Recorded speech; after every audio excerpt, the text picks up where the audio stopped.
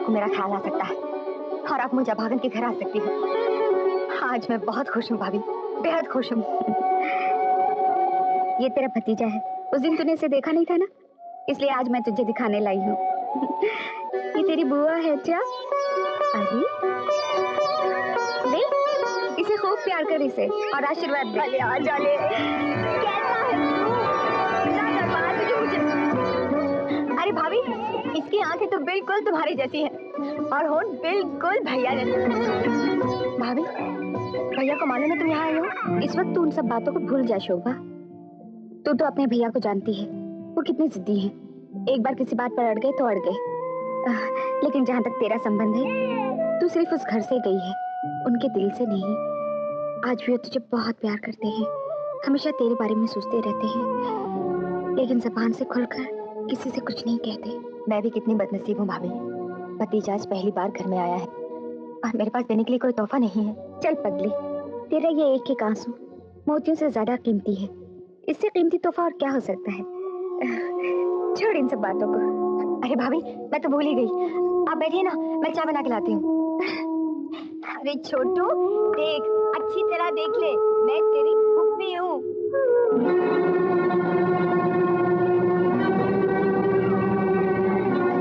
अरे कप में हाथ नहीं डालते।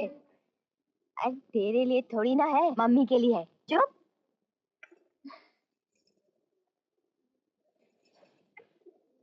चाय अच्छी है ना भाभी?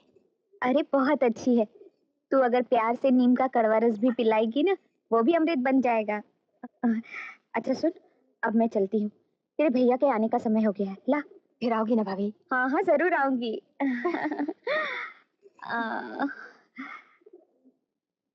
जीती रहे।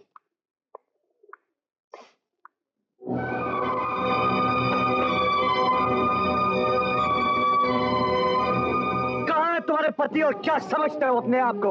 अगर मैं मुजरिम हूँ, सजा याफ्ता कैदी हूँ, फिर भी इज्जत रखता हूँ। तुम्हारे पति ने तुम्हारे हाथों पैसे भेजकर मेरी बेइज्जती की है। भगवान के लिए चुप हो जाओ, उन्हें तो इस बात का पता तक नहीं। अगर उन्हें मालूम हो गया, मुझे तो बुरा भला कहेंगे और पता नहीं क्या कर गुजरेंगे। मुझे अंजाम की परवाह नहीं, ना ही मैं किसी से डरता हूँ। अगर आप लोगों के पास बहुत ज्यादा पैसा हो गया तो जाकर गरीबों में बांट दो या फिर आग लगा दो। और अगर दोबारा तुम्हारे पति ने मुझे पैसा भेजने की गलती की तो मुझसे बुरा कोई नहीं होगा।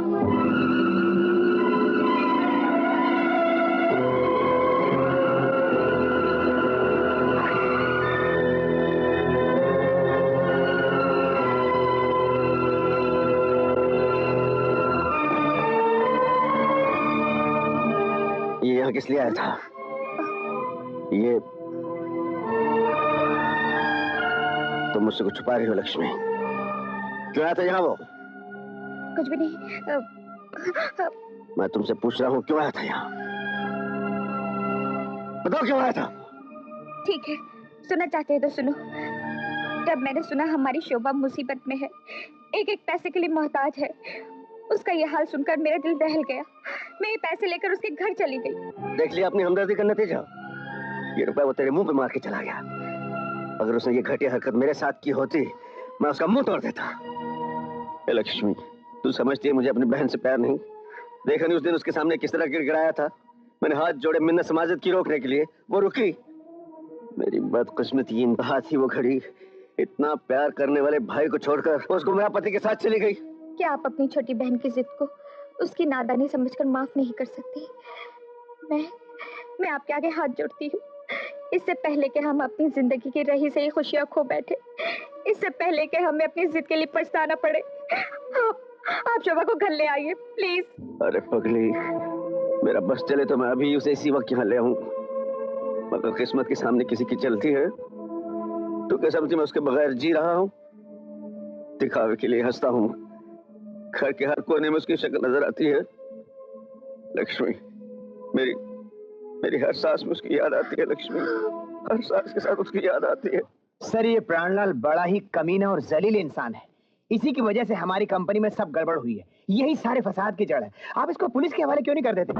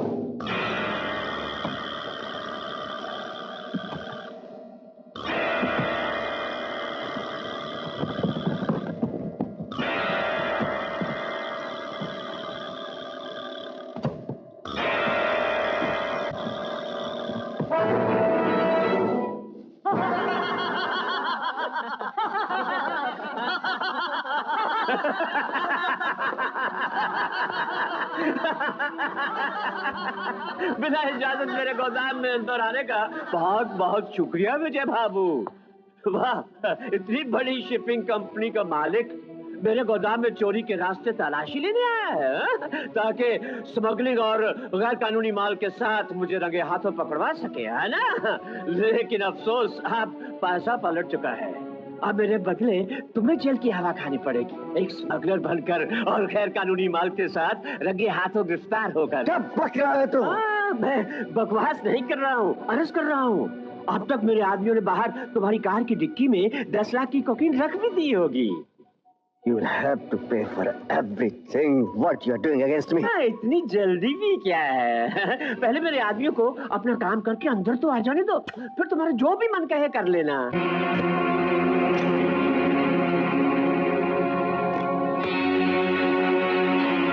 और अभी पुलिस भी आ जाएगी, फिर तुम्हें अदालत के सामने स्मगलर साबित करने के लिए ये 10 लाख की कोकीन काफी है। प्राणलाल, चाल तो तू एक कुत्ते से भी बदतर चल गया, लेकिन पुलिस तेरा यकीन नहीं करेगी। करेगी, उसे यकीन करना पड़ेगा। प्राणलाल कोई काम अधूरा नहीं छोड़ता है। अब देखो ना, जैकी तुम्हारा बहनोई एक स्मगलर है, ये पुलिस का रिकॉर्ड बताता है। तुम कोकीन के साथ पकड़े जाओगे, ये हालात बताएंगे। फिर कानून और पुलिस इस बात को सोचने के लिए मजबूर हो जाएगी कि तुमने अपने स्मगलिंग के कारोबार को बढ़ाने के लिए अपनी बहन की शादी एक स्मगलर से कर दी। इससे बड़ा और क्या सबूत चाहिए उसे? माल रख दिया मेरे साहब की गाड़ी में? यस, रख दिया सर। शाबाश। लो विजय बाबू, मुबारक हो, मैंने अब तुम्हारी बर्बादी का पूरा इंतजाम कर दिया है। अब मैं पुलिस को फोन कर देता हूँ, वो आएगी और तुम्हारी कार की तलाशी लेगी और तुम्हें इज्जत के साथ गिरफ्तार करके ले जाएगी। छोड़ना मत, मैं चाहूँ तो मेरे आदमी एक ही इशारे पे तुम्हें इसी वक्त यहीं कुत्ते की मौत मार सकते हैं, लेकिन नहीं, मैं वो हरामी हूँ जो अपने शिकार को खिला खिला कर, तड़पा तड़पा कर मारने में मजा लेता है। कुत्ते, हरामी तो है तू। अभी बताता।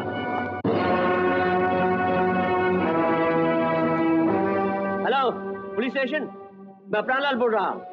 यहाँ पर मैंने एक बहुत बड़े स्मगलर विजय कुमार को पकड़ कर रखा हुआ है।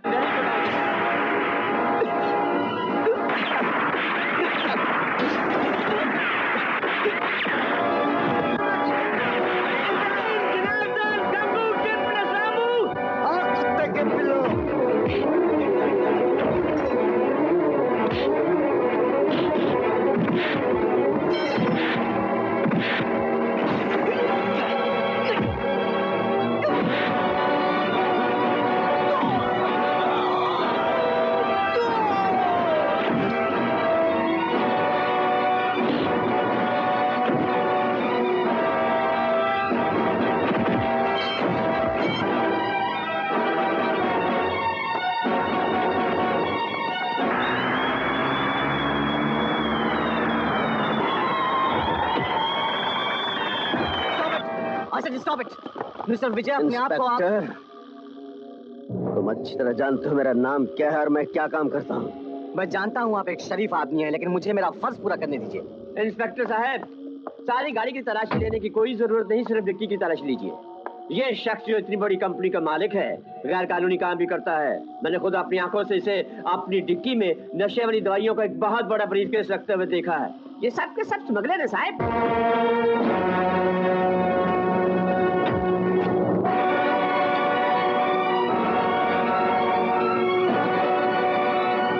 ये क्या मजाक है मिस्टर प्राणलाल? मैंने खुद अपनी आंखों से देखा था। ये सब कैसे हो गया मुझे कुछ... आपने खामखा एक शरीफ इंसान की इज्जत पे कीचड़ उछालने की कोशिश की है। आपको इस जुर्म में मैं गिरफ्तार करके भी ले जा सकता हूँ, समझे आप? I am sorry mister Vijay, duty निभाने के लिए एक पुलिस ऑफिसर को अगर अपने माँ बाप पे भी शक हो जाए तो मजबूरन उनकी भी तलाशी लेनी पड़ती है। इंस्पेक्टर, यकीन हो गया तुम्हें कि जुल्म करने वाले, पाप करने वाले कितने ही ताकतवर क्यों ना हो, हमेशा जीत सच्चाई की होती है। Right sir. भागता कहाँ है कुत्ते साले? जी चाहता तेरा खून कर दूं, लेकिन तेरा खून इतना गंदा है कि मैं इसे अपने हाथ रंगने नहीं चाहता। लेकिन एक बात सुन ले, मेरा नाम विजय है। जब तक तुझे जेल की सलाखों के पीछे नहीं पहुंचा देता, तब तक जीऊंगा, तुझे सबक सिखा के रहूंगा।